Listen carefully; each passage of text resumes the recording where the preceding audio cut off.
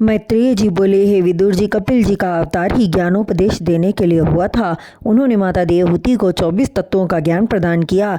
तत्पश्चात कहने लगे, हे माता, अब मैं तुम्हें सांख्य योग का ज्ञान बतलाने जा रहा हूँ। अतः तुम अपने मन से हर तरह की चंचलता का त्याग कर, हर प्रकार की चिंता को त्याग कर शुद्ध मन से मेरे नाम का स्मरण कर ध्यान से सुनो। सांख्य योग का ज्ञान अति गूढ़ ज्ञान होने के साथ अति उत्तम है। अतः तुम किसी से इसकी चर्चा मत करना, क्योंकि संसार में रहकर जप तप पूजा पाठ करना झूठ सिद्ध हो सकता है। संसारी माया झूठी हो सकती है। इस प्रकार का विचार करना सर्वथा अनुचित है, इसलिए कि पाप अथवा पुण्य का फल प्राणी को कर्मानुसार अवश्य भोगना पड़ता है। ठीक उस आदमी की तरह जो जंगल से लकड़ियां काटकर नित्य प्रतिदिन बेचने ले जाता था और लकड़ियां बेचकर अपना एवं अपने कुटुंब का भरण पोषण करता था। एक दिन दोपहर में गर्मी से बेहाल होकर एक पेड़ के नीचे लकड़ियों का गट्ठा उतारकर नज़दीक के कुएं से शीतल जल निकालकर पिया और आराम करने लगा। कुछ देर बाद उसने देखा कि सुंदर घोड़े पर सवार एक घुड़सवार वहां आया। घोड़े को रोककर वह नीचे उतरा और कुएं से पानी निकालकर पिया। तत्पश्चात घोड़े पर सवार होकर अपने रास्ते चला गया। उसका सुख देखकर लकड़हारा अपने मन में विचार करने लगा कि मेरे पास भी एक घोड़ा होता तो मेरे पाँव यूं गर्म धूल में न जलते। और सोचते सोचते वह कुएं की मुंडेर पर सो गया। थकान के कारण उसे गहरी नींद आई। चूंकि जागृत अवस्था में उसने घोड़े की प्राप्ति का चिंतन किया, इसलिए वह भावना उसके अचेतन मन में सुरक्षित रह गई। और निद्रा प्राप्त करते ही स्वप्न रूप में देखा कि मैं घोड़े पर सवार होकर घोड़े को सरपट दौड़ाए लिए जा रहा हूँ।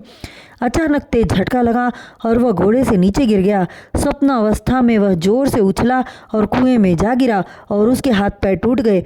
लकड़हारे की कथा सुनने के बाद कपिल देव जी देवहूति से बोले, हे माते, जिस प्रकार लकड़हारे को घोड़ा प्राप्त होना झूठा एवं कुएं में गिर पर हाथ पैर टूटना सत्य था, उसी प्रकार सांसारिक सुख अर्थात भौतिक सुख को स्वप्न के समान समझना चाहिए। अतः धन संपदा वस्त्र आभूषण आदि को पाकर सुख समझता है वह प्राणी भारी अज्ञान का शिकार होकर अपने परलोक को खराब करता है।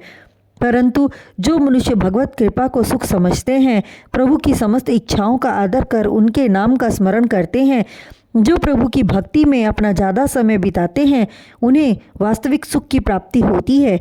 स्वयं प्रभु श्री हरि उससे प्रसन्न रहते हैं।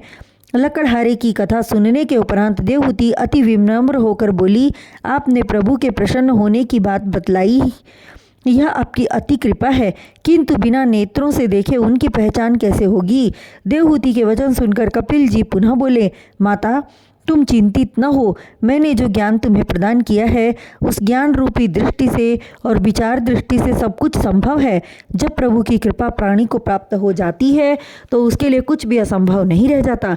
जिस तरह प्रभु का चमत्कार रूपी तत्व, जिसे आत्मा कहते हैं, के शरीर से निकलते ही समस्त इंद्रियां क्रियाहीन हो जाती हैं, उस आत्मस्वरूप परमात्मा के बिना सब कुछ व्यर्थ हो जाता है, देह किसी काम की नहीं रहती। पुनः ज्ञान तत्व समझाते हुए कपिल जी बोले, जिस तरह विलासी व्यक्ति की संपत्ति वैश्यगमन करने से भ्रष्ट हो जाती है, नष्ट हो जाती है, उसी प्रकार प्रभु की माया है, अर्थात मेरी माया है। मेरी माया विविध प्रकार से प्राणी को छलने का प्रयास करती है, किंतु मेरी शरण में रहने वालों को मेरी माया प्रभावित नहीं करती।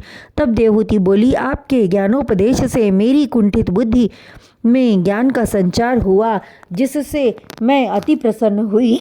किंतु हे प्रभु, सांसारिक माया में लिप्त रहने वाले प्राणियों का प्रभु के चरणों से प्रीति करना बहुत कठिन जान पड़ता है। स्वयं अभी तक मैं सांसारिक माया से विरक्ति नहीं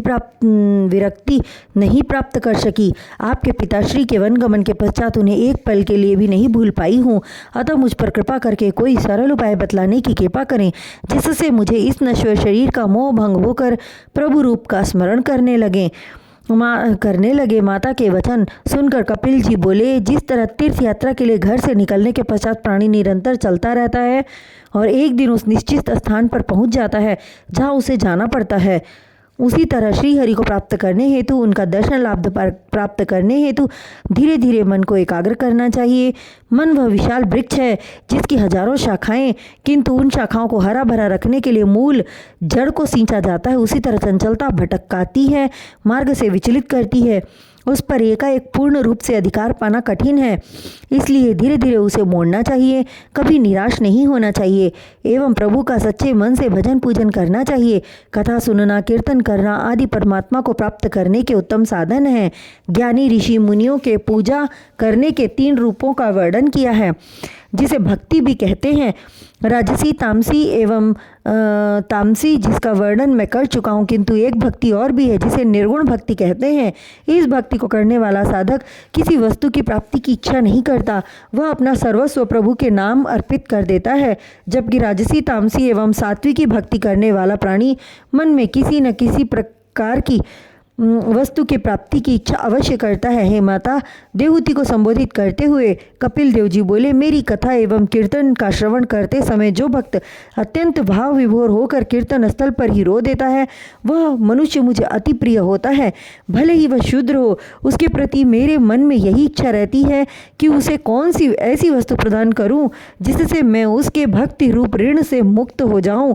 और जो प्राणी प्रभु की भक्ति एवं नाम का स्मरण नहीं करता, वह मृत्यु पश्चात नरकगामी होता है, उसकी दुर्गति होती है और पुनः नई योनि में जन्म लेकर भटकना होता है।